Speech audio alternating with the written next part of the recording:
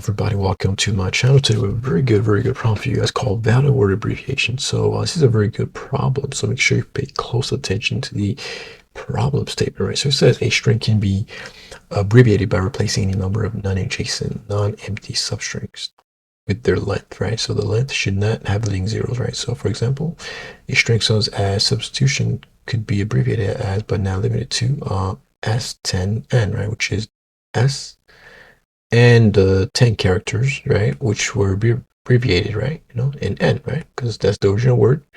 And this is the one abbreviated version, right? Another abbreviated version is sub 4, which is SUB, right? It's the actual letters. They were not abbreviated, right?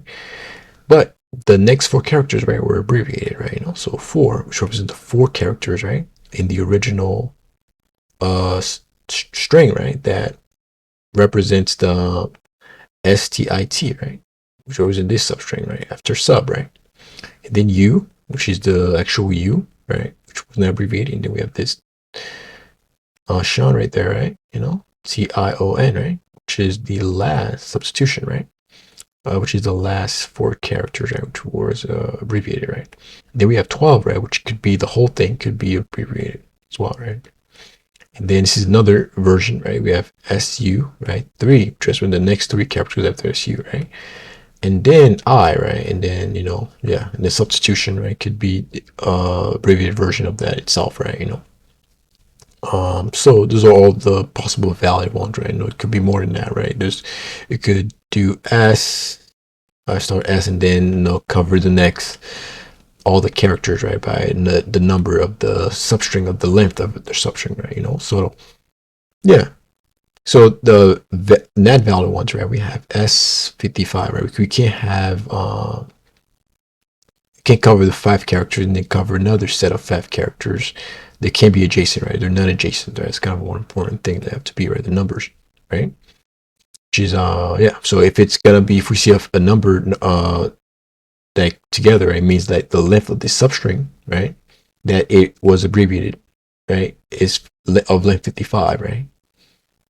That's what it would mean. That's how we would read it, right. But we will never have 5's this and then 5 represents another string, right. They won't be right next to each other, right. They'll be separated by at least a letter, right, in the original string, right. Okay. So it could have been like 5, right, which represents this 5, right, and then we use this T as a separator, right? And then 4 would have covered the next 4 elements, right? This would have been valid, okay? So we have another one, right? It won't be any leading zeros, so which is important to know. No zeros, right? Nothing to make it awkward. So we have a number, we extract the number, and yeah, so there's no leading zeros, okay? So we don't talk about that. This is not a valid one. So it says given a string word and abbreviation ABR, right, return whether the string matches the given abbreviation, right? So a substring is a contiguous, non-empty sequence of characters within a string, right? So the problem statement is very clear. So we'll be given a word and a 2 string, right? 1 word and 1 abbreviated, right?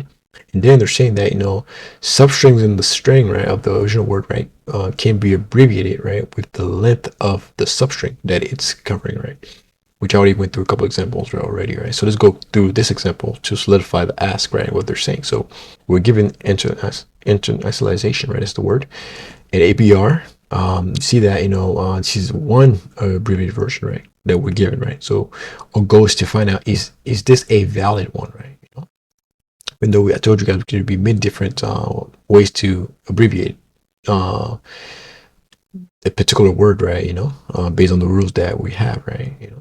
Yeah, this is one of them, and then we just find if that the one that's given to us, or that's passed in, right, is it a valid one, right? So that's our job, right? So we can see that we have I, which represents this I, right, is accounted for, and then we have a 12, right, which represent the next 12 characters after this I, right, that were accounted for, right? So we have N all the way up to this character L, right?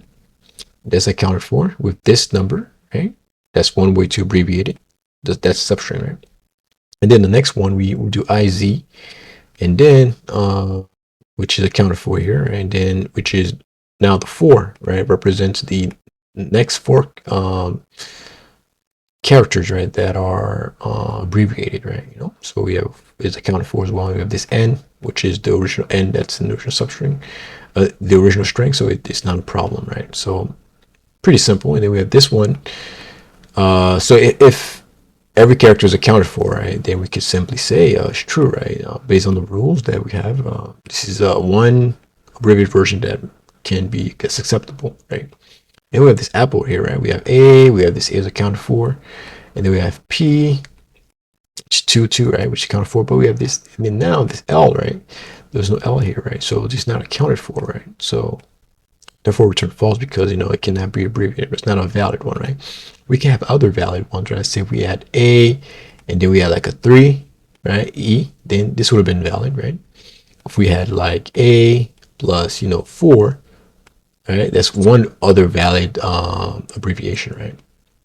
And then we also could have had 1, 2, 3, 4, 5. 5 would have been good as well, right? So you can see there's many different abbreviations that we can have, guys, right? But we just need to make sure that this one best in matches, right?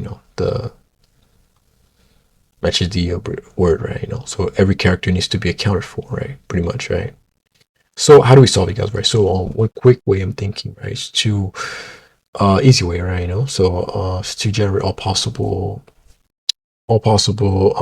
abbreviation, right, for a particular string, right? So we should try to generate every possibility, right, of the abbreviation that we can have, right? And then at the end, right, check if the thing that's best into us, right, is it in that set of words that are valid, that we generate, right? Is it part of that list, right? If it is, then we can say, all right, it's a valid one, right?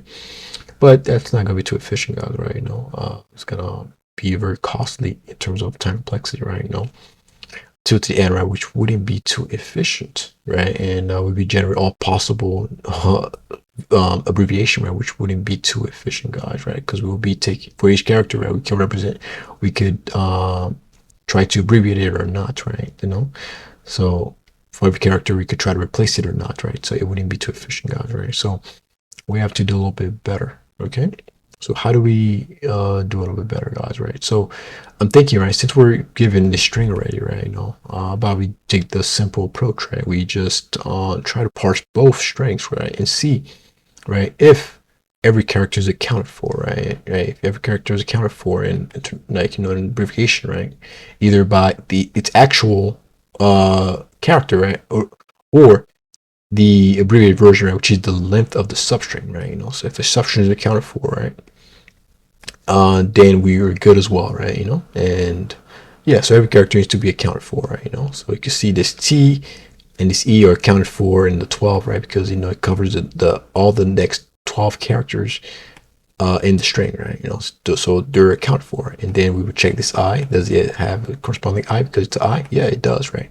And then just like that, we'll be doing it, right, guys, right? So we would parse through both string and then check both strings to see if it's matching or not, right? So that's kind of how the process works, right? If it's a number, then we make sure we would essentially skip, right? If we see a number, we skip the next X characters, right, in the string, right? We skip those characters, right? So that, because, this is the abbreviated version of it, right? Keep checking character by character, make sure everything matches together. It's kind of how the algorithm work, right? So let's go through the code. I think it'll make even more sense once I start to get into it, guys, right? So we would have a two pointers, guys, right? Pointers to do the parsing. So we'll be using two pointers I and J for word and abbreviation, respectively, right? So those are what the two pointers will be for. And then, guys, what we're gonna do is to loop through both, right? So all the word I is less than word.length, and J is also less than APR.length. Right, so now we're gonna do if, right? We're gonna check if this character, right, is a digit, right? So whatever character that I'm pointing at, right? For at J, right? So if the character that I'm in the abbreviation string, right, is a digit, right? For example, we saw 1, right? What we're gonna do is to extract that number, right? extract that. So if it's a digit, right, then we can extract the whole number, right, you know, until we get to another character here, guys. That's what I'm doing here. So we're gonna extract it. All right, so the J is less than the abbreviation element, right? And the character is digit, right? So make sure it's visible. Okay, so if that's a that character, right, you know, if it's a digit, you know, we're gonna increment it. So every time, right, to go on to the next character, right? Because we want to extract that number from the string, right? You know, till we get to a character that's not it's not a digit, right? So we do num is equal to num times 10, right? So these are just converting it into a number, right? Okay, and then this character would be minus the ASCII value of 0, right? So that we get the actual value, guys, right? You know, so essentially initially it would be num is equal to 0, right? Do 0 times 10 equals 0 plus 1, right? So now num is 1, and then there's another character, right? 2, and then we do 1 times 10 is 10 plus 2 gives you 12, and that's how we're able to get that, right? So we have 12, and then we go on to this character, right, I, and then we would exit, right? Because, you know, that's not a digit, right? So this while loop will break out this while loop, right? And then after we do that, right, you know, we're gonna pretty much use that to skip X amount of numbers, right? You know, so skip 12 characters from I, right? Remember, I is the pointer that's help us to iterate through the word string, right? Okay, so now if it's not a character, right, and it's a if it's not a digit, right, then it must be one of the characters or letters, right? You know? So if it's a letter, then what I'm gonna do is to if it's a letter, right, then what we're gonna do is to check both string, guys, right? What we're gonna do is the word at char at I is not equal to the abbreviated version of char at j. Then we return false, guys, right? There's characters aren't matching, right? They should match. Okay, just like after we know we for example, we check this I, does it match this I? Yep, it's good. Then we see this number, we skip the next 12 characters, and then we go ahead, we see I, and we check it, does it match this I, right? If it does, then continue, right? We just increment the pointer to go to the next character. And then, well, the next thing that we need to do, right? We need to take into account the leading 0, guys, right? You know, so if we get that, we could essentially just skip, just return false, right? Because that's a invalid abbreviation, right? Because we won't have leading zeros, right? Which is important, right? And then in the end, what we're going to do is to make sure that we've looped through both strings. We've done that both strings. So if I is equal to word.length, right? And at the same time, we've enumerated through all the abbreviation string as well, right? Okay. So that's kind of what it is, guys, right? We have 2 pointers, so we're parsing through both, right? If we encounter a number, right, then we extract that number from the string, and then we skip this amount of characters from the first from the word string, right?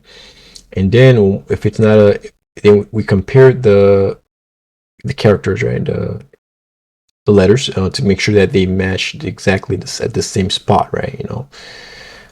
So yeah, that's kind of what it is. And then after the end, right, if we process both strings, right, we're at the end of both, then we can say that we've completed everything, right? So awesome, guys. We would pass all the test cases, guys. If you guys found value, you guys understood the thought process and it made sense, you guys in the comment section. If you didn't, I also made a comment section as well, so I can improve and be better for you guys. So if you guys like this, like, and yeah, and I'll see you guys in the next video.